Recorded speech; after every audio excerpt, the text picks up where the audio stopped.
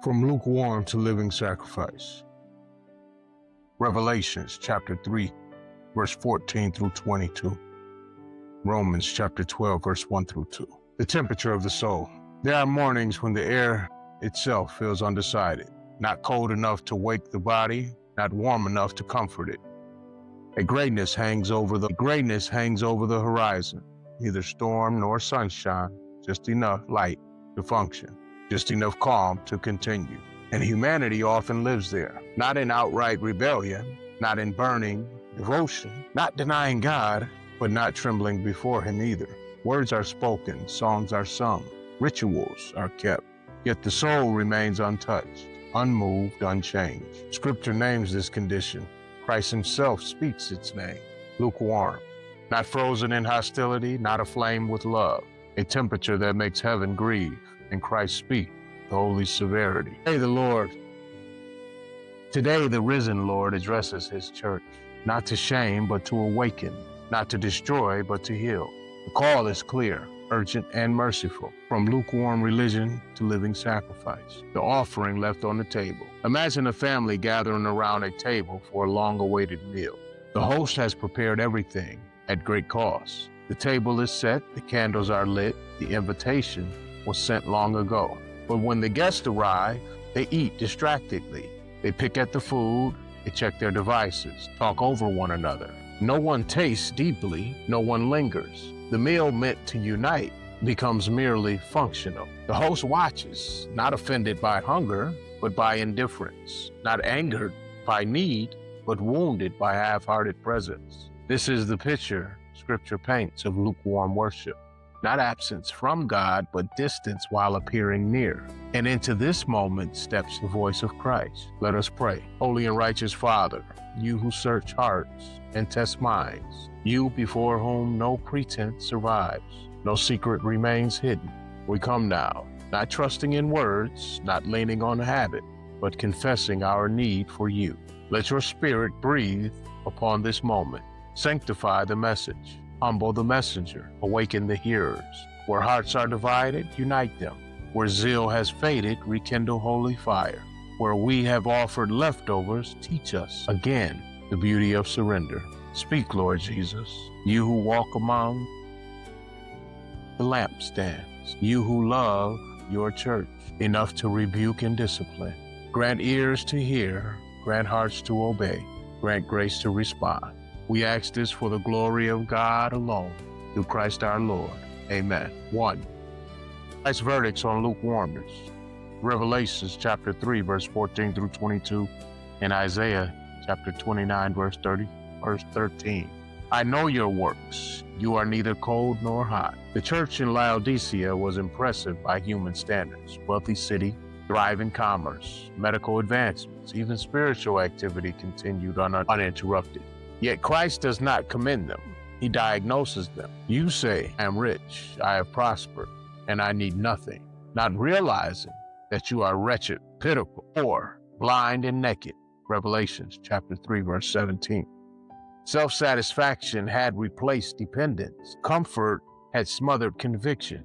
Religion had become a mirror reflecting self instead of revealing God. The Greek word for lukewarm is kaleros, meaning tepid, insipid, useless for healing or refreshment. What chills the soul is not persecution, but complacency. Isaiah echoes the same grief centuries earlier. This people draw near with their mouth and honor me with their lips, while their hearts are far from me. Isaiah chapter 29, verse 13. The tragedy is not silent churches. The tragedy is busy churches with distant hearts. Yet behold the mercy of God. Those whom I love, I reprove and discipline. Revelations chapter 3, verse 19. Christ does not abandon the lukewarm. He knocks. 2. Convenience, religion, versus costly discipleship. Crowds followed Jesus until He spoke plainly. Whoever does not bear his own cross and come after me cannot be my disciple. Luke chapter 14, verse 27. Discipleship is not an accessory to life. It is a reordering of life. Jesus demands first allegiance above family ties, possessions, reputation, and comfort. Not because He is harsh, but because He alone is worthy. Malachi confronts a similar spirit.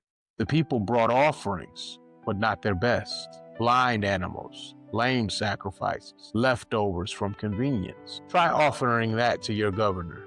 Will he accept you? Malachi chapter 1, verse 8. God does not desire our spare change of time, affection, or obedience. He deserves and commands the first and the best. True worship always costs something, and the cost reveals what we value.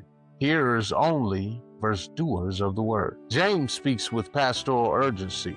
Be doers of the word, and not hearers only, deceiving yourselves. James chapter 1, verse 22 to 25. Be doers of the word and not hearers only, deceiving yourselves. The word of God is a mirror, but mirrors do not exist to be admired. They exist to provoke action. The blessed one is not the listener, but the obedient perseverer. Jesus himself delivers the sobering verdict. Not everyone who says to me, Lord, Lord, will enter the kingdom of heaven.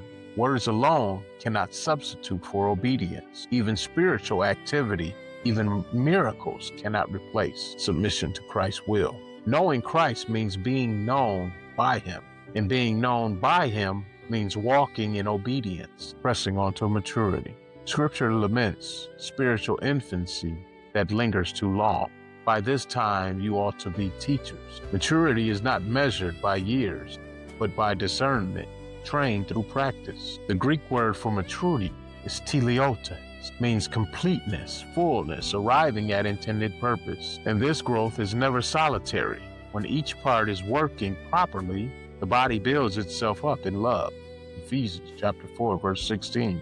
God's design is a mature church, rooted in truth, united in love, active in service, and anchored in Christ. From lukewarm to living sacrifice. Romans chapter 12, verse 1 through 2. Paul now calls the church to the altar.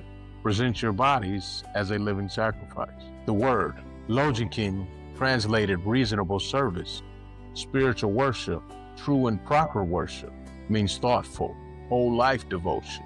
Not emotional impulse, not ritual compliance, but daily surrender shaped by mercy.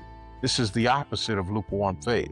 This is living sacrifice, holy, pleasing, transformed, and renewed. The door still stands open. Church, Christ still walks among the lampstands. Christ still knocks, not with condemnation, but with an invitation. If anyone hears my voice and opens the door, I will come in. The call is now. The grace is sufficient. The love is relentless. Leave lukewarm religion behind. Step into living sacrifice. Faithful and holy God, we bow before you, not offering excuses, but ourselves. Forgive divided hearts. Burn away complacency. Teach us again joy of costly obedience. Jesus, you who gave everything, take all that we are.